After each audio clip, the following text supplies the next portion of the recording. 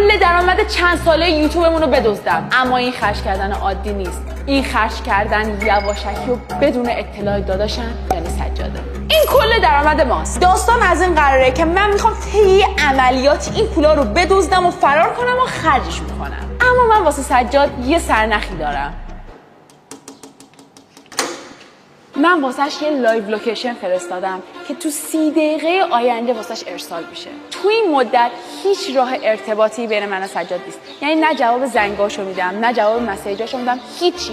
فقط میتونه از لایو لوکیشن پیدام کنه. البته این تمام ماجرا نیست. این لایو لوکیشن 2 ساعت تایم داره و بعد 2 ساعت کامل میشه و همه این پولا واسه خودم میشه بعد اون 2 ساعت.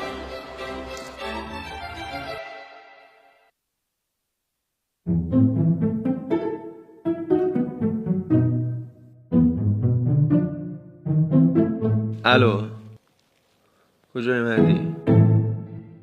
الان دقیقاً نیم ساعت گذشته و لایو لوکیشن با توضیحات برای بچه‌ها ارسال شده. مقصد اول صرافی. خب دوستان عزیز، اول از همه واسه اینکه پول خرج کنیم، واسه که مانی خرج کنیم نیاز به چی داریم؟ نیاز داریم که مانی به تومن داشته باشیم. از اونجا که مانیامون به دلاره، اول از همه باید بریم صرافی به تومن تبدیل کنیم. کل مانیای ما در ثانیه دیگر تومن میشون و میرون در جیب، دهن، لباس، هر عقده‌ای که دارم قرار خالی کنم. فیلم بردار از اونجا که مطمئنم با دوربین وارد صرافی شم، کرک و پشم‌هایشان میریزه همه تو همینجا بمون، از اینجا منو بگیر که دارم میرم صرافی که پول هامو چنج کنم.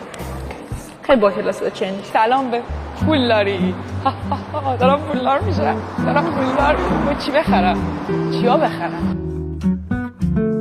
حاجی چرا لوکیشنش عجیبه؟ یعنی گاو را رفت اومده چیزی بگم این صرافی گلسار رفته. اسمس به کجا میاد؟ داش رفته دلار رو نخوام. داش اسمس چی آخر رفته صرافی گلسار دلار رو نخوام. ماشین منه فقط جان تیمار وای یواش. تمام.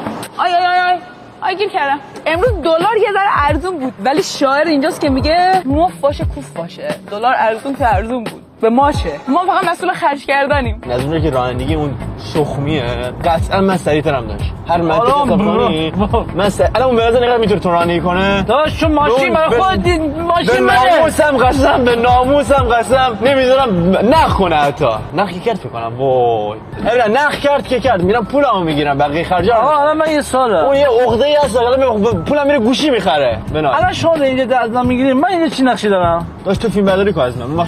تو نقش اینو ماشین من گرفتین من میبرین من گفتم بودو بیا اینجا چی شده؟ من این همون من را